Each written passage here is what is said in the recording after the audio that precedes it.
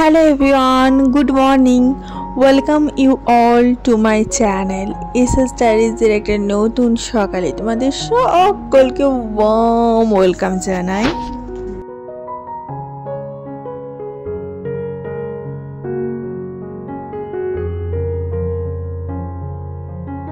কোনো সকাল আমাদের এমনভাবে স্টার্ট হয় যে মনটা খুব ডিপ্রেশনে ভরে যায়।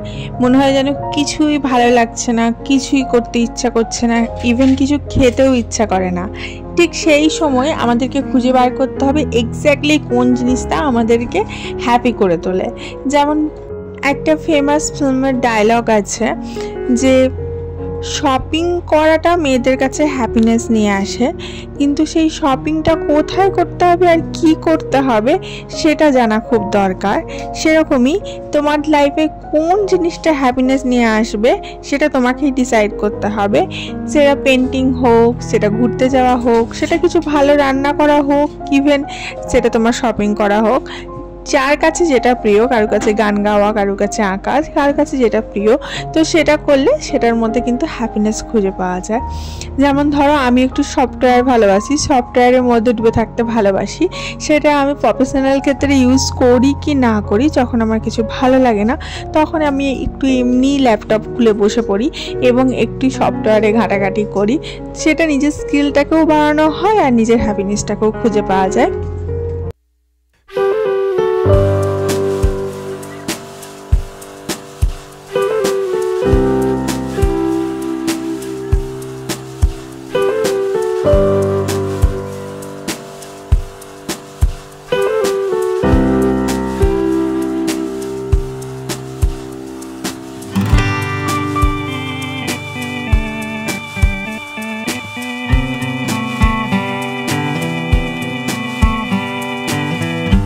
যারা যেখান থেকেই আমার এই ভিডিওটা দেখছো, আশা করে নিচ্ছি ভিডিওটা ভালো লাগছে। যদি একটু ভালো লেগে থাকে কোনো জায়গায়, তাহলে ঝটাপট একটা লাইক করে দিও। সকালবেলা উঠে আজকে একটু মাছ ঝাল করব ঠিক করেছি। এমনি সেমনি মাছের নয়, ইলিশ মাছের ঝাল, তেল ঝাল করব। আমাদের বর্ধমানের মেয়েরা আমরা ইলিশের তেল ঝাল খেতে ভীষণ ভালোবাসি। এক্স্যাক্টলি ঝালও হবে না, আবার এক্স্যাক্টলি শুধু ভাজাও হবে না, তার মধ্যে তেল ছাড়া তেল ঝাল হবে। আর ইলিশ আমার ভীষণ একটা ফেভারিট মাছের মধ্যে পড়ে। দু পিঠটা ভেজে নিলাম, অনেকে তো ভাজেও না, এক পিঠটা ভাজে এবং তার মধ্যে সর্ষে থেকে যে জলটা বেরোয় সেইটা দিয়ে আর একটু বেশি করে তেল লাগে, একটু লবণ, একটু চিনি। হ্যাঁ, আমরা ইলিশ মাছ ঝালে একটু চিনি খাই, কারণ আমার বরের যারা আমার শ্বশুরবাড়ির লোকজন একটু মিষ্টি মিষ্টি খেতে ভালোবাসে, তো সেই সূত্রে আমারও ওইটাই অভ্যেস হয়ে গেছে। আর তার মধ্যে একটু হলুদ আর লঙ্কা গুঁড়ো দিয়ে বসিয়ে দিয়ে চলে এলাম। ঘিমে আছে একটু ফুটুক, তা করতে করতে আমি হাতের কয়েকটা কাজ এগিয়ে নিই। একটা নতুন কুর্তি কিনেছি, তো এটাকে একটু সেট করব।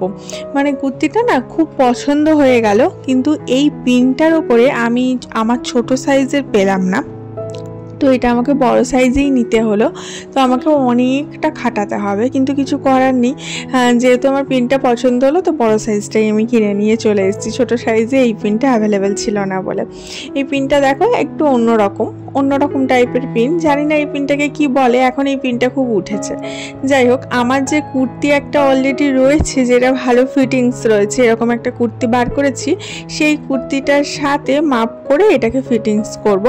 অ্যাকচুয়ালি সেলাই টেলাইয়ের কাজ খুব একটা যে ভালো আমি পারি তা নয়, এই মোটামুটি কাজ চলার মতো আর কি। মানে ওই জুতো সেলাই থেকে চণ্ডীপাঠ সবটাই করতে হয়। তো আমার মা ভীষণ ভালো সেলাই করতে পারে, আমার মা সেলাইয়ের সমস্ত কাজ জানতো, তো মায়ের কাছ থেকেই একটু শেখা। আর আমাদের স্কুলে হাতের কাজটা আমাদের খুব শেখাতো। আমাদের ওই ক্রাফটের কোনো কাজ আমাদের শেখায়নি। আমাদের আসন বোনা, তারপরে সোয়েটার বোনা, মাফলার বোনা, সুতোর কাজ, এরকম অনেক কিছু আমরা শিখেছি। তো সেখান থেকেই একটু যা জানা, তো ওইটার সাথে মাপ করে নিচ্ছি। আমি দেখছি অনেকটা খাটাতে হবে, মানে প্রায় 2-3 আঙ্গুল করে দু সাইডে খাটতে হবে, এতটা বড় সাইজ। তো আমি ভাবলাম এক্স্যাক্টলি মাপটা না এমনি খাটালে হবে না, এটা একটা পেন্সিল দিয়ে যদি আমি দাগ দিয়ে নিই, তারপরে যদি একটা রান স্টিচ ফেলে দিই, তাহলে মোটামুটি ঠিক হবে। তো এখানে এই যে আমি মেপে দেখে নিচ্ছি কত দিকে কতটা করে পরিমাণ খাটাতে হবে। আর যে কুর্তিটা আমি মাপ নেওয়ার জন্য নিয়ে এসেছি সেটা একটু সাইজে ছোট, আর এটা যেহেতু ওভার সাইজ একটু লংয়েও অনেকটা বড় আছে। তো লংয়ে বড় হলে আমার কোনো অসুবিধা নেই অ্যাজ, কারণ আমি যেহেতু অনেকটাই লম্বা। তো যাই হোক, আমি এখানে একটা পেন্সিল বার করে নিচ্ছি মেয়ের পেন্সিল বক্স থেকে, নিয়ে পেন্সিলে করে দাগ দিয়ে নেব, নিয়ে একটা রান স্টিচ ফেলে নেব, তারপরে আবার পরে দেখব, পরে দেখার পর একটা আমি ফাইনাল স্টিচ করব যে কতটা কি হচ্ছে, তাহলে আমার ফাইনাল রেডি হয়ে যাবে। তো এইভাবেই আমি আমার যে নতুন জামাগুলো হয় ফিটিংস করাবার হয় সব কিছু ফিটিংস করাই। অ্যাকচুয়ালি আমি আগে দোকানেই দিতাম ফিটিংস করাবার জন্য, ফিটিংস তো বলে না, অল্টার বলে।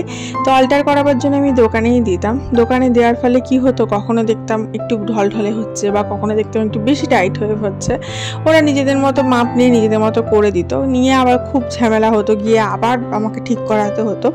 তো তারপর থেকে আমি ডিসাইড করি যে আমি নিজেই করে নেবো।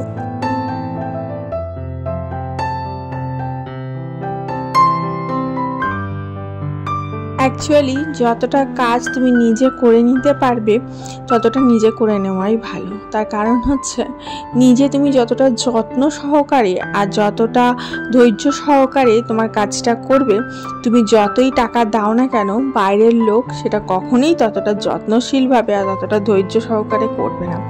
এবং তুমি তোমার করা জিনিসে যতটা স্যাটিসফাই ফিল করবে, লোকের করা জিনিসে কিন্তু ততটা স্যাটিসফাই ফিল করবে না। যেটা আমার ক্ষেত্রে হয় সেটাই নর্মালি শেয়ার করলাম। আমি লোকের কাছে করিয়ে দেখেছি, ততটা স্যাটিসফাই লাগে না, বাট এখন যখন নিজে করতে থাকি একটু একটু কষ্ট হয়, অনেকটা সময় লাগে, কিন্তু হ্যাঁ করবার পরে নিজেকে এতটা স্যাটিসফাই লাগে কি বলবো, মনে হয় যেন হ্যাঁ সত্যি আমি কিছু করলাম।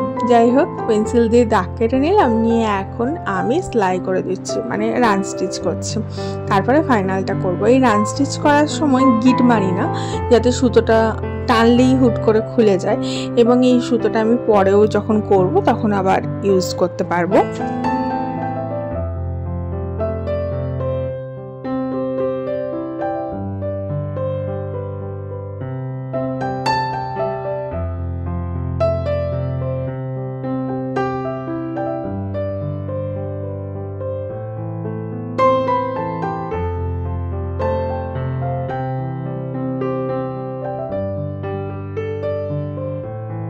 সেলাইয়ের কাজ সাধারণত খুবই ধৈর্যের আর অনেকটা সময় সাপেক্ষ, কিন্তু করতে বেশ ভালো লাগে। আমরা মেয়েরা সেলাই করতে তো ভীষণই ভালোবাসি, তবে হ্যাঁ সবসময় সবটা ভালো লাগে না বা সবসময় সবটা সময় হয়ে ওঠে না। চাইলে অনেক কিছুই করা যায়, তবে এখন একটা নতুন নতুন সেলাই এমন দেখি রিলসের মাধ্যমে, মনে হয় যেন হ্যাঁ ট্রাই করে দেখতে ক্ষতি নেই, ট্রাই করে দেখতে পারি। তো মাঝে মাঝে কিছু কিছু আমি ট্রাই করেও দেখি, বেশ ভালো লাগে। তবে হ্যাঁ রিলস দিয়ে যেগুলো সেলাইয়ের দেখায় সেগুলো কিন্তু সত্যিই কার্যকরী।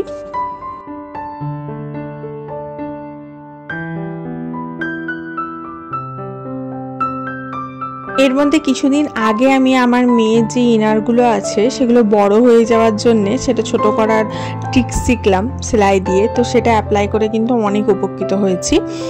যেমন আমার মেয়ের ইনারগুলো ওরা কী করে, বাচ্চা মানুষ তো টেনে টেনে টেনে টেনে ওটাকে বড় করে, তো ওই যে সরু ফিতের মতো কাঁধের অংশটা সেটা এত বড় হয়ে যায় যে সেটাকে ছোট করতে খুব অসুবিধা হয়। অনেক সময় আমরা কেটে ফেলি, কেটে তারপরে সেলাই করি। তো কাটার কোনো প্রয়োজনই নেই, সেটা এত সুন্দরভাবে সেলাই করা যায়, সুন্দর ফুলের মতো হয়ে যায়, সুন্দর বাগের মতো হয়ে যায়, খুব সুন্দর সুন্দর সেলাই হয়। তো দু ধরনের আমি শিখেছি, তো দু ধরনের অ্যাপ্লাই করেও দেখেছি, বেশ সুন্দর কার্যকরী। তো যাই হোক, চলো আমার রান স্টিচটা মোটামুটি হয়ে গেছে, এবার এটাকে আমি অ্যাপ্লাই করে দেখব। এই দেখো আমি পরে নিয়েছি, মোটামুটি ঠিকই আছে মনে হচ্ছে, শুধু এই বগলের কাজটা একটু বেশি ফিটিংস করতে হবে। এই যে পিনটা দেখেছো কি সুন্দর, অন্যরকম একটু, তার জন্যই আমার এটা খুব পছন্দ হয়েছিল, তার জন্য বড় সাইজ হওয়া সত্ত্বেও আমি এটা কিনে নিয়েছিলাম, শপিং মল থেকে একবার কিনেছিলাম। যাই হোক কিছুদিন আগে। তো এই যে দেখো বগলের কাজটা আমাকে আরেকটু খাটাতে হবে, মানে এইটা যখন আমি ফাইনাল স্টিচটা দেবো তখন বগলের কাজটা আরেকটু চেপে দেবো। এই করতে করতে এদিকে আমার রান্নাটাও কমপ্লিট হয়ে গেছে, মাছ ঝালটা একদম রেডি। আর দেখতে পাচ্ছ তো কি দারুণ টেস্টি হয়েছে। এতে আমাদের একটু টমেটো দিয়েছি, একটু সর্ষের তেল দিয়ে দিলাম ছড়িয়ে, ও এক্ষুনি গরম ভাতে খেতে ইচ্ছে করছে। যাই হোক ঝটাঝট কাজগুলো সেরে নিই। চলো ঘরটা ঝাঁট দিয়ে নিই, ঘরটা ঝাঁট দেবো, ব্যালকনি ধোবো, তারপরে ঘরটা মুছবো, তারপরে কিছু কাপড় চোপড় আছে সেটা কেচে মিলে দেবো এবং তারপরে চান করব। তারপরে পুজো করে খেতে বসবো। আর আজকে আমাদের না একটু বাইরে যাওয়ার কথা আছে, সামনেই পুজো আসছে, তার আগে আবার মেয়ের ফাইনাল পরীক্ষা মানে মিড টার্মের পরীক্ষা। তো আমরা একটু হাতে সময় থাকতে থাকতেই সমস্ত কিছু করে নেওয়ার চেষ্টা করি।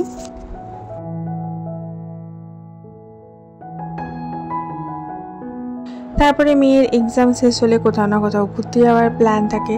তো ভাবছি আজকে সন্ধ্যাবেলা গিয়ে একটু মার্কেটটা ঘুরে আসবো, কিছু শপিং টপিং করে আসবো পুজোর জন্যে। কারণ একদিনে গিয়ে তো পুজোর সমস্ত শপিং করে ওঠা হয় না, একটা দোকানেই কত টাইম লেগে যায়। তো আজকে প্ল্যান আছে সন্ধ্যাবেলা বেরোবার, দেখা যাক কতটা কি কাজ এগোনো যায় এবং ওয়েদার কেমন থাকে। ওয়েদারের তো এখন প্রচুর মুখ ভার, সে সঙ্গে সঙ্গে বৃষ্টি নামাচ্ছে, ক্ষণে ক্ষণে বৃষ্টি নামাচ্ছে এবং একবারে অঝোরে বৃষ্টিতে ভরিয়ে দিচ্ছে। তার উপরে তো আমাদের পশ্চিমবঙ্গের অবস্থাও খুব একটা ভালো নয়, যদিও আমাদের এখানে কোনো রকম কোনো সমস্যা হয়নি, আমরা এখনো ভালোই আছি।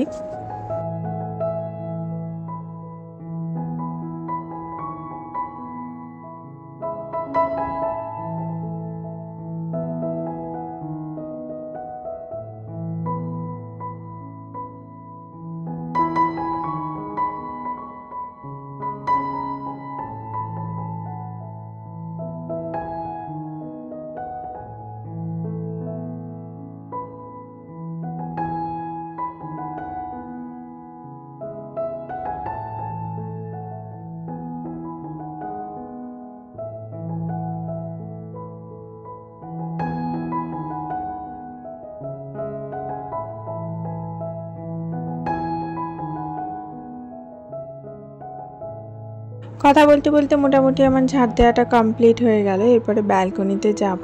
গাছগুলো মোটামুটি ভিজেই আছে, জলটা আর দিতে হবে না, কিন্তু টাইলসগুলো একটু মুছে দিতে হবে আর ব্যালকনিটা ভালোভাবে ধুতে হবে। তার কারণ হচ্ছে বৃষ্টি হওয়ার ফলে ওপর থেকে হালকা হালকা করে মাটি ফাটি পড়তে থাকে গাছের গোড়া থেকে, কারণ জোরে ঝেপে বৃষ্টি আসছে যখন তখন জল পড়ে একটু মাটি পড়ে যায়।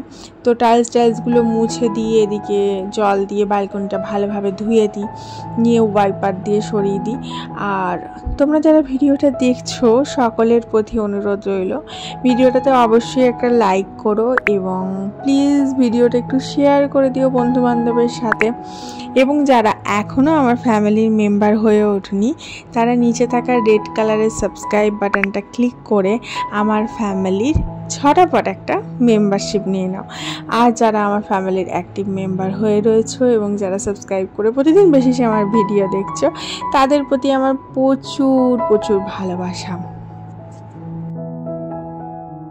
আর যারা আমার ফ্যামিলিতে নতুন নতুন জয়েন করছো তাদের সকলকে নিয়ে এবং যারা পুরাতন আছো তাদের সমস্তকে নিয়ে আমি প্রতিদিন সকালে একটা নতুন নতুন দিন স্টার্ট করি এবং ওয়ার্ম মর্নিং স্টার্ট করি। আর তোমাদের মর্নিংটাও খুব ভালো যায় যাতে, তার জন্য একটা নতুন নতুন ব্লগ শেয়ার করি। আশা করি সেই ব্লগটা দেখে তোমাদের প্রত্যেকটা দিন এনার্জেটিক যাবে।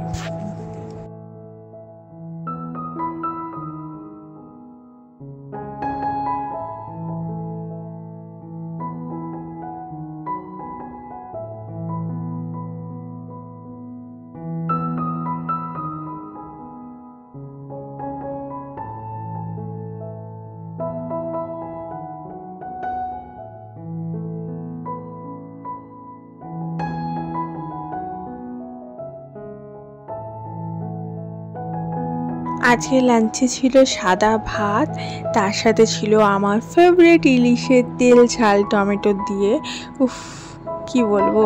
আর তার সাথে ছিল একটু পটল আলুর তরকারি করেছিলাম পেঁয়াজ দিয়ে টমেটো দিয়ে একটু মাখা মাখা করে, ব্যাস এই ছিল আমাদের আজকের মেনু। একটু তরকারি না হলে চলে না, তাই একটু তরকারি সবজি করে দিলাম আর ইলিশের তেল ঝালটা বানিয়ে নিলাম। তো এইটা খেয়ে ঝটাপট আমরা বেরিয়ে পড়বো রেডি হয়ে।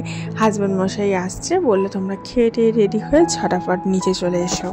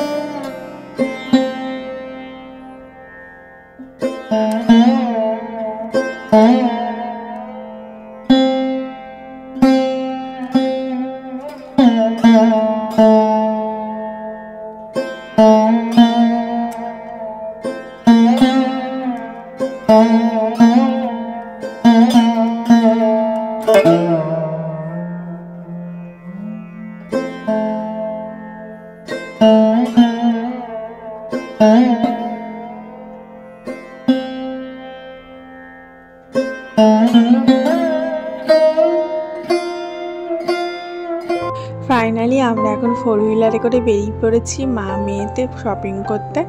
এবং এটা হচ্ছে ফেরার ভিডিও, খানিক শপিং করেইছি, দেখতেই পাচ্ছ পিছনে ব্যাগ রয়েছে প্রচুর পরিমাণে। তো শপিং টপিং করে আমরা যখন ফিরছিলাম তখন ভিডিওটা করলাম, কারণ যাওয়ার সময় আর ভিডিও করা হয়ে ওঠেনি এক্সাইটমেন্টের জোরে। আর শপিং করতে এত সময় লাগে যে কি বলবো। আর আমরা খেয়েছিলাম মোমো, সেই সমস্ত ভিডিও আর করা হয়ে ওঠেনি। তো যাই হোক, তোমাদের সাথে একটা ছোটোখাটো ব্লগ শেয়ার করলাম, আশা করি ভালো লাগবে। দেখা হচ্ছে কালকে, ততক্ষণ পর্যন্ত তোমরা সবাই ভালো থেকো, সুস্থ থেকো, অনেক অনেক হ্যাপি থেকো। আর অবশ্যই অবশ্যই এই বৃষ্টিটা এনজয় করো। জানি না কোথায় কোথায় হচ্ছে, আমাদের এখানে তো প্রচুর বৃষ্টি হচ্ছে।